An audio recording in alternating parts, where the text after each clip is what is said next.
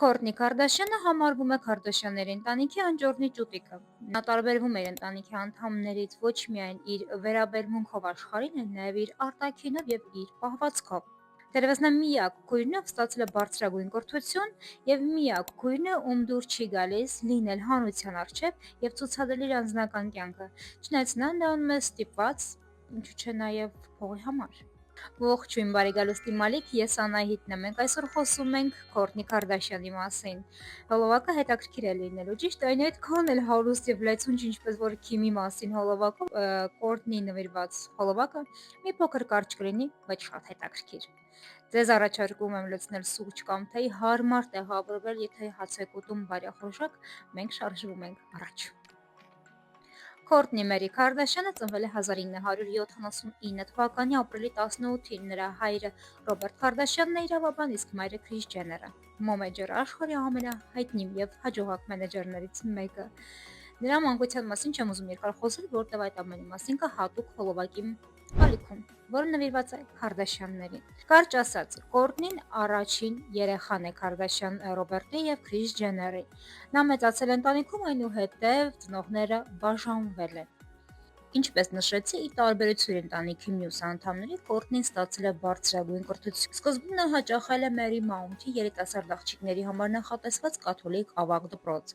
Այնուհետև Դալլաս է տեղափոխվել, նա այնտեղ ընդունվել է հարավային մեթոդիստական համալսարան։ Սակայն այնտեղ սովորել է ընդամենը 2 տարի։ Արիզոնայի համալսարան ընդունվելու համար։ Նա ավարտել է համալսարանը թատերական արվեստի եւ իսպաներենի բակալավրի աստիճանով։ Համալսարանն ավարտելուց հետո ապագա աստղը որոշել է զբաղվել ձեռնարկատիրությամբ։ Մոր հետ միասին նա բացել է Smooch մանկական հագուստի խանութ-սրահը, որի մասնաճյուղները գտնվում են Նյու Յորքում եւ Լոս Անջելեսում։ Կորտնին հետագայում դարձել է Dash հագուստի խանութների ցանցի համասեփականատերը եւ մենեջերը, որը սկզբում բացվել էր միայն Լոս Անջելեսում։ Որոշ ժամանակ անց բիզնեսի աշխարհին հարմարվելով եւ անհրաժեշտ փորձը ձեռք բերելով, Կորտնին եւ նրա քույրը Քլոեն խանութներ են բացել Մայամիում, Նյու Յորքում եւ Հեմփսթաունում։ Հետագայում աստղը բազմիցս համագործակցել է այլ ապրանքանիշերի հետ, աշխատելով որպես մոդել եւ դիզայներ։ Օրինակ 2017 թվականին նա իր հագուստի շարքն է թողարկել Pretty Little Things-ի հետ համատեղ։ Հավաքածուն ոգեշնչված էր դասական հոլիվուդյան ֆիլմերից եւ 70-ականների ոճից։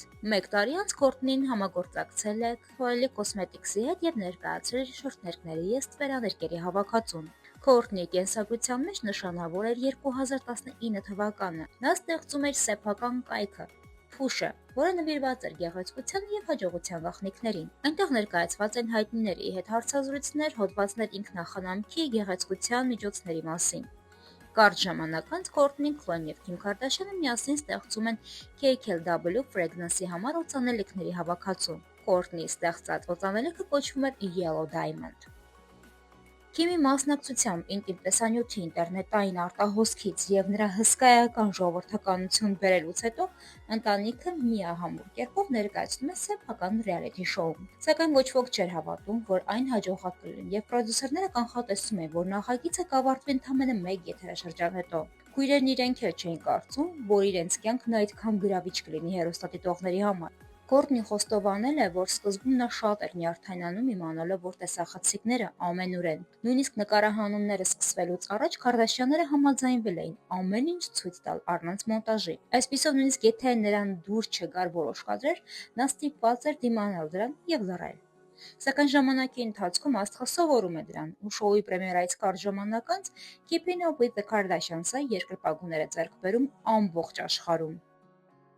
Երբ որ շոուն նոր էր սկսվում, իհարկե Կորտնին դուր էր գալիս այդ թեթև միջավայրը, բայց նա չէր կարող պատկերացնել ինչի կհանգեցնի շոուն, ինչ մասշտաբների դուրս կգա։ Երևի դուք նկատել եք, որ հոլովակներում, կարճ վիդեոներում, եթե իհարկե հետևում եք Keeping Up Kardashian-ներին, ապա այնտեղ շատ է երևում տեսարաններ, որ Կորտնին եւ Քիմը իրար հետ վիճում են, կռվում են, իրար ծեծում են, երխում իրար հայհոյում են։ Ինձ թվում է, սա արվում է, ոչ թե միայն ինձ է թվում, այլ ինձ տենց է։ Դա արվում է զուտ PR-ի համար, որպեսզի շատ մարդիկ հետևեն ռեալիթի շոուին, որտեղ գնալով մարդկանց ուշադրությունն է այլ կողմ է գնում։ Մարդիկ այլևս չեն հետաքրքրում ռեալիթի շոուներով, որովհետև կա Instagram, որտեղ կա ռեալիթի շոու, ավելի հետաքրքիր է այնտեղ հետևել։ Իսկ այն ժամանակ, երբ reality show-ները նոր էին, հայտնի մարդիկ նոր էին իրենց կյանքը ներկայացնում, թողնում էին մարդկանց իրենց տնից, տան շեմից ներս, դա հետաքրքիր էր, բայց ժամանակի ընթացքում, երբ որ զարգացավ TikTok-ը, Instagram-ը, YouTube-յան վլոգները, այլևս Քարդաշյանները հետաքրքիր չէին։ Եվ որպեսզի վարկանիշը պահվի reality show-ի, չէ՞ որ հենց reality show-ը վարկանիշը կապ ունի անմիջապես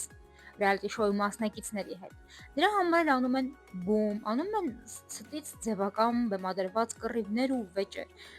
Իրենց ամեն կռվից եւ վեճից հետո ինչ որ մի հետաքրքիր բան է տեղի ունենում նրանց կյանքում։ Նոր հավաքածու Dolce & Gabbana-ի հետ, Cavalli-ի հետ կամ Կորտնին ներկայացնում է իր սեփական արտադրությունը։ Միշտ մի բան տեղի է ունենում։ Եվ երբ որ նրանք իրար ծեծում են, դա չի նշանակում, որ երկու քույր չեն սիրում, այլ պարզապես լավ ուշադրություն գրավելու համար է։ Կորտնին երբեք չի տառապել տղամարդկանց ուշադրության պակասից։ Անցյալում նա հարաբերություններ է ունեցել երգիչների, դերասանների, մարզիկների հետ, բայց դրանցից ոչ մեկը չի ավարտվել ամուսնությամբ։ 2006 թվականին Կորտնին սկսել է հանդիպել Սկոթ Դիսիկի հետ։ Հարաբերություններ, որոնք տևել են 9 տարի։ Այս ընթացքում զույգն ունեցել է 3 երեխա՝ որդիներ Մեյսոնին եւ Ռեյնին եւ դստերը Պենելոպեին։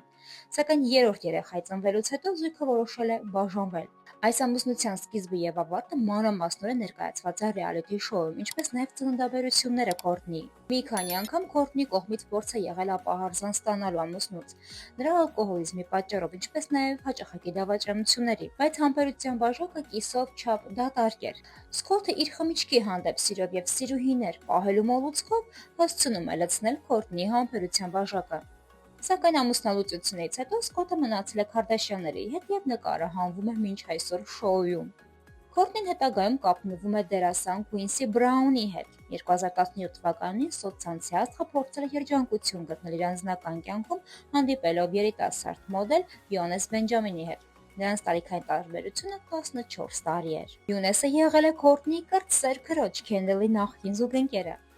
Կորտնին եւ Բենջամինը բաժանվել են 1 տարի հարաբերություններից հետո։ Շատ էին պատտում խոսակցությունները, որ Կորտնի Կարդաշյանը հանդիպում է Ջաստին Բիբերի հետ եւ որ Կորտնիի տղան Ռեյնը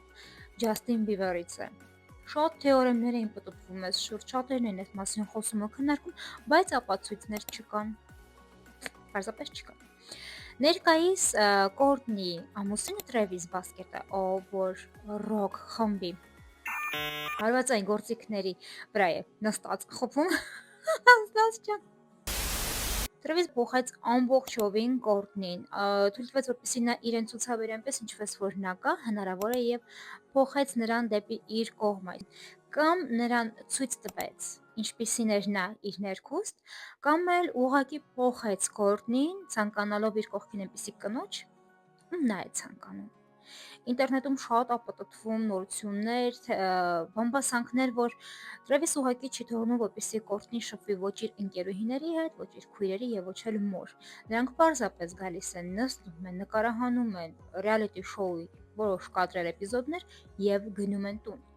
Կորտնին ընդհանրապես չի շփվում իր ծնողի հետ եւ իր քույրերի հետ։ Հետաքրքիր է, ճիշտ է սա թե ոչ։ 2021 թվականի հոկտեմբերին Տրևիսը Կորտնին ամուսնության առաջարկություն է արել։ Առաջարկությունը տեղի ունեցել Մոնտեսիտոյի ծովափնյա լողափում ռոմանտիկ միջավայրում։ 2022 թվականի գարնանը Կորտնի եւ Բարքերի հարսանիքը տեղի է ունենում Լաս Վեգասի Մատուրում։ 22 թվականի մայիսի Իտալիայում Պորտոֆինոյում տեղի ունեցել Քորտնի Քարդաշյանի եւ Տրևիս Բարքերի հարսանիքը շատ շքեղ ու փակ կարողությամբ Կաստելլո Բրաուն ամրոցում։ Միջոցառման հովանավորներից մեկը Dolce & Gabbana-ն էր։ Հարսանիքի բոլոր հիմնական զգեստները Կորտնիի եւ նրա ընտանիքի անդամների, ինչպես նաեւ հյուրերի մեծ մասի հանդերձները ստեղծել են հենց Dolce & Gabbana նորաձևության տունը։ Կորտնին շատ էր վիրավորվել, որ իր հարսանիքից հետո Քիմը համագործակցել է Dolce & Gabbana-ի հետ եւ կազմակերպել սեփական նորաձևության նախագիծը նրանց հետ։ Կորտնին դա անցալել է որպես իր հարսանիքի գաղափարներ եւ էսթետիկայի գողություն եւ կարծում է, որ Քիմը փորձում է ուշադրություն իր վրա տեղափոխել։ Քիմը հակադարձել է, որ նա պարզապես աշխատանքային համագործակցությունն է եւ ինքը չի փորձել խլել Կորտնիի օրը կամ համագործակցությունը։ Իսկ Կորտնին համարում էր, որ դա անհարգալից քայլ է, կարծես Քիմը եւ իր հարսանիքը դարձել էին կոմերցիոն նախագիծ։ Քիմի եւ Կորտնի սկանդալը դարձել է ամենակննարկվող թեմաներից մեկը The Kardashian Show-ում, որովհետեւ դա ոչ միայն նորաձևության մասին էր, այլ նաեւ քույրերի հարաբերությունների։ Իդեպ Քիմը առիթը բաց չի թողնում քրոջը վիրավորելու համար եւ շեշտելով, որ եթե նա չլիներ, ապա քույրը հայտնի չէր լինի։ Քիմն իր հերթին վիրավորվում է այս մեղադրանքներից եւ ասում, որ Դոլչե Գաբբանան իրենք են առաջարկել համագործակցություն եւ նա չէր ցանկանում քրոջ հարսանիքի պահը չեղարկել։ Վերադառնալով Կորտնի անձնական կյանք, Կորտնի հողության ուրախալելուրը տարածվում է 2023 թվականի ամռանը։ Թրևիսի խմբի ելույթի ժամանակ Քարդաշյանը բարձրացնում է մի ցուցանակ, որի վրա մեծ տառերով գրված է Թրևիսին ուղղված ուղերձ, որով նա հայտարարում է իր հղիության մասին։ Թմկահարը անմիջապես ցատկում է բենից կնոջը համբուրելու համար, սակայն այս անակնկալը պարզապես բեմադրված էր, քանի որ Կորտնին արդեն իսկ մեծ փորիկ ուներ։ Այն փաստը, որ նա այդ ժամանակ մոտ 6 ամսական հղի էր, անհերքելի է։ Քարդաշյանի վարքերը երեխայի ծննդյան մասին հաղորդել են նոյեմբերի սկզբին։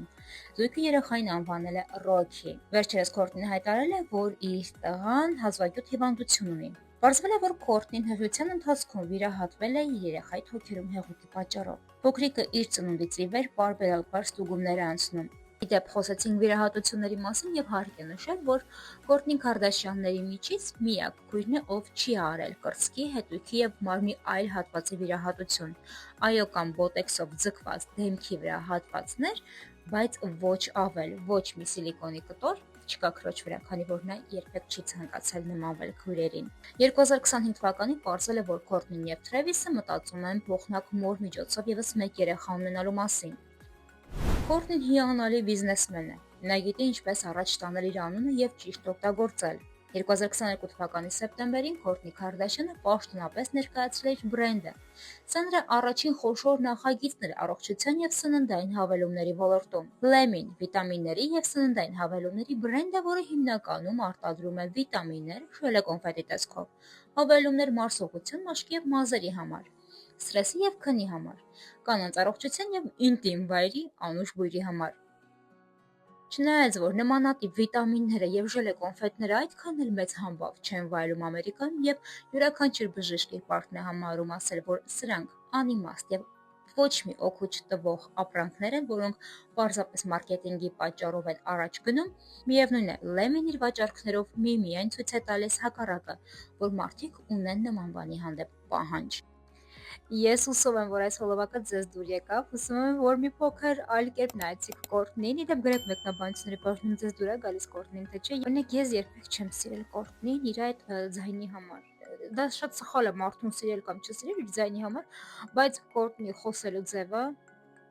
may include uncontrollable pleasure, a reawakened libido, and a reminder that you come first. Չէ, քուրիկ ջան, չէ, այդ լսելու բան չի։ Ինչ հուսով եմ հոլովակը ձեզ դուր եկավ, մի փոքր ցրվեցիք առօրյա ձեր հոգսերից, մենք շատ շուտով կհանդիպենք, չմոռանաք լայքել հոլովակը եւ գրել մեկնաբանություններ, իսկ մենք շատ շուտով ենք հանդիպելու։ Չեք էլ պատկերացնի ինչքան շուտ։